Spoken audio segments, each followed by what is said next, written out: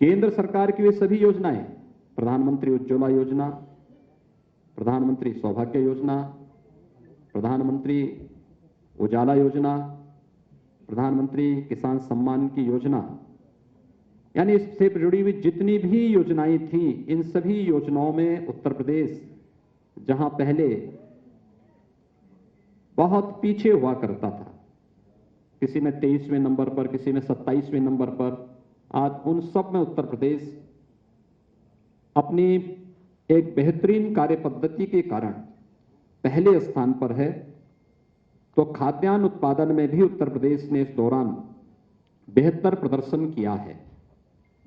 हम लोगों ने इस दौरान प्रदेश के अंदर किसानों के हितों के लिए जो कार्य प्रारंभ किए, हम सब जानते हैं कि देश के अंदर किसान राजनीति के एजेंडे का हिस्सा ईमानदारी के साथ 2014 के बाद बना, जब सॉइल हेल्थ कार्ड, प्रधानमंत्री फसल बीमा योजना, प्रधानमंत्री कृषि सिंचाई की योजना जैसी योजनाएं लागू हुई। लेकिन लागत का 1.5 गुना एमएसपी किसान को मिले, ये 2018 में प्रधानमंत्री मोदी जी ने इसे देश के अंदर लागू किया। उत्तर प्रदेश में 2017 में हम लोगों ने प्रोक्योरमेंट की पॉलिसी लागू की। रिकॉर्ड मात्रा में खाद्यान्न का क्रय हमने सरकारी क्रय केंद्रों के माध्यम से करना प्रारंभ किया और मुझे बताते हुए प्रसन्नता है कि डीबीटी के माध्यम से केवल खाद्यान्न का 66,000 करोड़ रुपए से अधिक की राशि किसान के खाते में देने का कार्य इस दौरान सरकार ने किया। गन्ना किसानों के जीवन में कितना परिवर्तन हो सकता है, ये वही प्रदेश है जो कभी गन्ना उत्पादन में नंबर 1 पर था, लेकिन बीच के कालखंड में चीनी मिलों को अपने स्वार्थ के लिए बंद करना, औने पौने दाम पर बेचने की जो प्रक्रिया प्रारंभ हुई, गन्ना किसानों का 8-8, 10-10 वर्षों से गन्ना मूल्य का भुगतान नहीं हो पा रहा था। राज्य सरकार ने 2017 में जो कार्य पद्धति आगे बढ़ाई, उसका परिणाम है कि पिछले 4 वर्ष के दौरान हमारी सरकार 1,27,000 करोड़ रुपए से अधिक का गन्ना मूल्य का भुगतान करने में सफल रही और कोरोना कालखंड के दौरान भी हम लोगों ने सभी 119 चीनी मिलों का सफलतापूर्वक संचालन प्रदेश के अंदर किया। ये वे कार्य हैं जिसके माध्यम से प्रदेश सरकार व्यापक परिवर्तन करने में प्रदेश के अंदर सफल रही और उसका परिणाम हर एक क्षेत्र में देखने को प्राप्त हुआ। प्रदेश के अंदर चाहे वह ई प्रोसिक्यूशन प्रणाली में प्रदेश ने देश के अंदर प्रथम स्थान प्राप्त करने का रहा हो, या फिर अन्य हर एक फील्ड में वे व्यापक परिवर्तन करके दिखाए हैं। प्रदेश के अंदर पिछले 4 वर्षों की हमारी उपलब्धियों में यह भी है कि पिछले 4 वर्ष के दौरान ये वही उत्तर प्रदेश है जिसमें कोई पर्व और त्योहार शांतिपूर्ण तरीके से नहीं मनाया जा सकता था। आज मैं इस बात को बड़े हर्ष और गौरव के साथ कह सकता हूं कि विगत 4 वर्ष में सभी पर्व और त्योहार बहुत शांतिपूर्ण तरीके से प्रदेश के अंदर संपन्न हुए।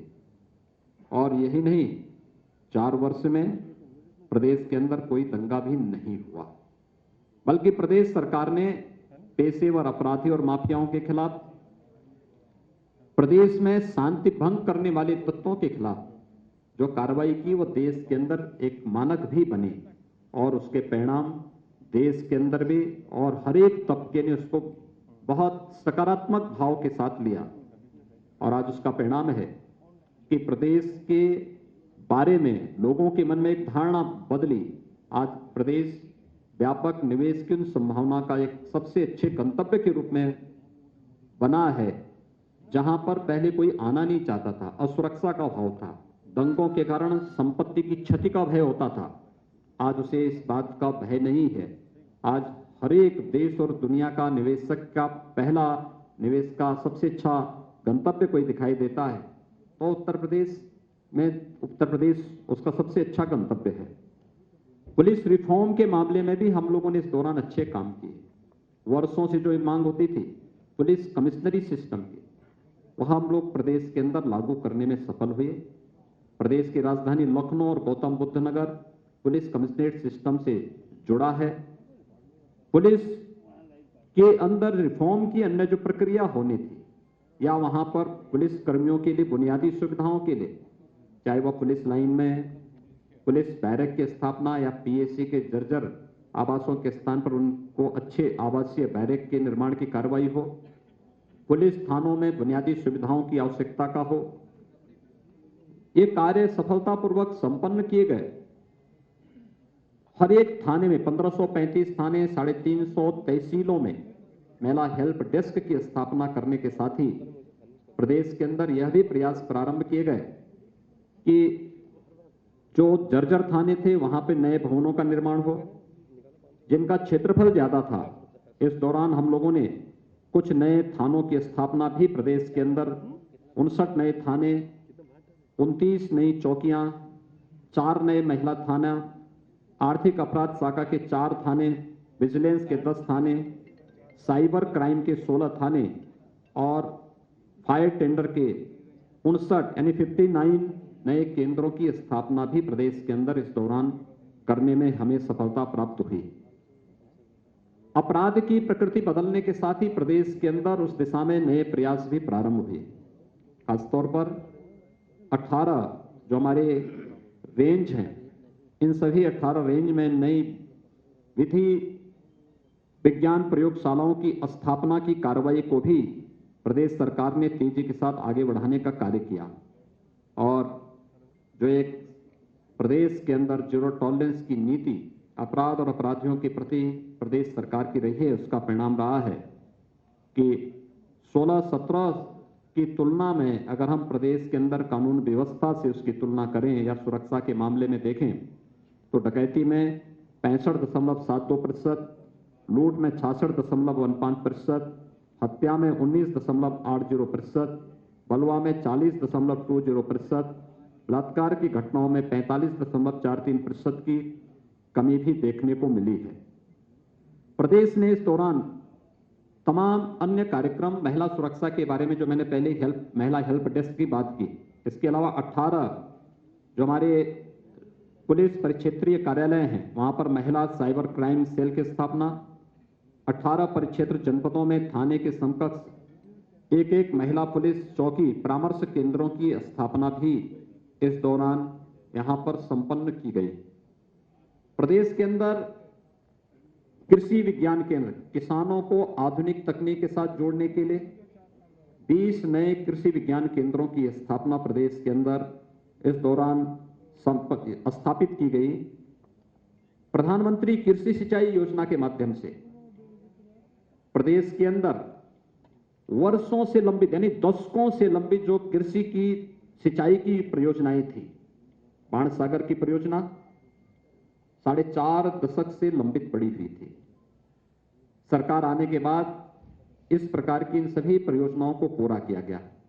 11 सिंचाई की परियोजनाएं अब तक प्रदेश के अंदर जो दशकों से वर्षों से लंबित पड़ी हुई थी उन्हें पूरा करने में हमें सफलता प्राप्त हुई, जिसके कारण प्रदेश के अंदर 2.21 लाख हेक्टेयर अतिरिक्त सिंचाई की सुविधा उपलब्ध हुई और 2,35,000 से अधिक किसान इससे लाभान्वित हुए। इस वर्ष के अंत तक हम लोग लगभग 9 अन्य सिंचाई की परियोजनाओं को पूरा करने के लक्ष्य के साथ कार्य कर रहे हैं, जो प्रदेश के अंदर लगभग 16.5 लाख हेक्टेयर भूमि को अतिरिक्त सिंचन की सुविधा जिसके माध्यम से प्राप्त होने जा रही है और इसके माध्यम से 40,48,000 से अधिक किसान परिवार सीधे सीधे लाभान्वित होने जा रहे हैं। प्रदेश के अंदर किसानों के हितों के लिए इस दौरान अन्य अनेक कदम उठाए गए, खासतौर पर जहां पर उन्हें लाइसेंस फ्री व्यवस्था देने की आवश्यकता थी। खांडसारी उद्योग में लाइसेंस की स्वीकृति की प्रक्रिया को सरलीकरण करने और उसे निःशुल्क लाइसेंस उपलब्ध कराने की कार्रवाई की। 267 नए ऐसे लाइसेंस इस दौरान उपलब्ध करवाए गए। 220 नई जो मंडी स्थल निर्मित करने के कार्य हुए। 27 मंडियों के आधुनिकीकरण की कार्रवाई इस दौरान हुई। 291 ई नाम मंडी की स्थापना के साथ 87 लाख किसानों और 84,000 व्यवसायियों को इसके साथ जोड़ने में हमें सफलता भी प्राप्त हुई और साथ साथ मंडी शुल्क को भी 1% कम करने के का कार्य भी इस दौरान किसानों के हित को ध्यान में रख करके और प्रदेश के हित को ध्यान में रख करके प्रदेश सरकार ने यहां पर किया। देश की अर्थव्यवस्था का आधार हमारा ग्रामीण भारत है, लेकिन ग्रामीण भारत की जनजीवन की स्थिति क्या है? आखिर यहां पर आप बैठे हुए सभी महानुभावों से मैं बहुत उसके साथ कहना चाहूंगा कि यह देश 1947 में आजाद हुआ। 2017 में जब प्रदेश के अंदर हमारी सरकार आई थी, तब प्रदेश में कई दर्जन गांव ऐसे थे जिन्होंने आजादी के बाद शासन की किसी भी सुविधा का उपभोग नहीं किया था। न वहां सड़क थी, न बिजली थी, न पानी था, न स्कूल की सुविधा थी, न स्वास्थ्य की सुविधा थी। यहां तक कि उन लोगों को वोटिंग का राइट भी नहीं था। देश की संसद के द्वारा कानून पास किए जाने के बावजूद राज्य सरकार की इच्छा शक्ति का अभाव उन लोगों को शासकीय सुविधा से वंचित किए हुए थी। और आज मुझे बताते हुए प्रसन्नता है कि प्रदेश के अंदर वन्य गांवों को राजस्व गांव के रूप में बदलने, शासन की सभी प्रकार की बुनियादी सुविधाओं से आच्छादित करने में हमें सफलता प्राप्त हुई। मुसहर गांवों में बुनियादी सुविधाएं उपलब्ध कराने, अनुसूचित जनजाति के थारू, कोल, बाहुल्य गांवों में भी सुविधाएं उपलब्ध कराने का कार्य और आवश्यकता पड़ी, क्योंकि एसईसीसी के सर्वे में पहले इन लोगों को आच्छादित नहीं किया गया था। 2011-12 के सर्वे में इन लोगों को उपेक्षित छोड़ दिया गया था।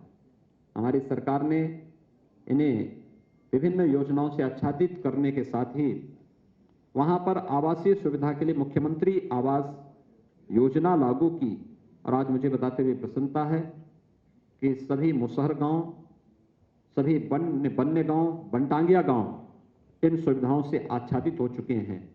और प्रदेश सरकार ने नई योजना के अंतर्गत थारू, कोल और सहरिया जैसी जातियों को भी अब इससे कवर करने की कार्रवाई को आगे बढ़ाने का कार्य किया। इस दौरान हम लोगों ने मुख्यमंत्री आवास योजना के माध्यम से प्रधानमंत्री आवास योजना के अतिरिक्त जो आवास उपलब्ध कराए गए, मुसहर जाति के 38,112, वनटांगिया गांवों के 4,779, कुष्ठ रोगियों को 2,115 आवास उपलब्ध कराने में हम लोगों को इस दौरान मदद मिली और इन योजनाओं ने उनके जीवन में व्यापक परिवर्तन का कार्य भी किया। ग्रामीण क्षेत्र की अर्थव्यवस्था में कनेक्टिविटी का एक बड़ा योगदान है और प्रदेश के अंदर भी। आप याद करिए, जब 2017 में प्रदेश के अंदर सरकार आई थी, तब प्रदेश के अंदर दो बातें बहुत साफ चलती थी। एक सड़क कनेक्टिविटी को लेकर के और दूसरा बिजली को लेकर के। ये मान्यता थी कि अगल बगल के सभी राज्यों में शाम के बाद बिजली चलती थी और जहां से अंधेरा शुरू होता था लोग मानते थे उत्तर प्रदेश की सीमा शुरू हो गई है।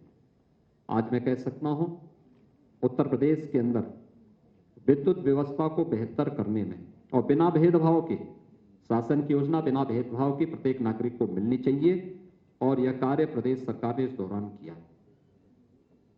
हर जिला मुख्यालय को 24 घंटे, हर तहसील मुख्यालयों को 20 से 22 घंटे और ग्रामीण क्षेत्र में 16 से 18 घंटे की विद्युत की आपूर्ति करने के साथ ही 1,21,000 गांवों तक बिजली पहुंचाने का काम, यानी इंफ्रास्ट्रक्चर, नया इंफ्रास्ट्रक्चर खड़ा किया गया और 1,38,00,000 ग्रामीण परिवारों को निःशुल्क विद्युत कनेक्शन उपलब्ध करवाने में सरकार ने जहां सफलता प्राप्त की, वहीं साथ ही साथ इस दौरान कनेक्टिविटी को बेहतर किया गया। इंटर स्टेट कनेक्टिविटी, प्रदेश की सीमा नेपाल राष्ट्र से भी जुड़ी हुई है। बिहार, छत्तीसगढ़, झारखंड, मध्य प्रदेश, राजस्थान, उत्तराखंड, हरियाणा, उत्तराखंड और दिल्ली राज्यों से भी जुड़ी हुई है।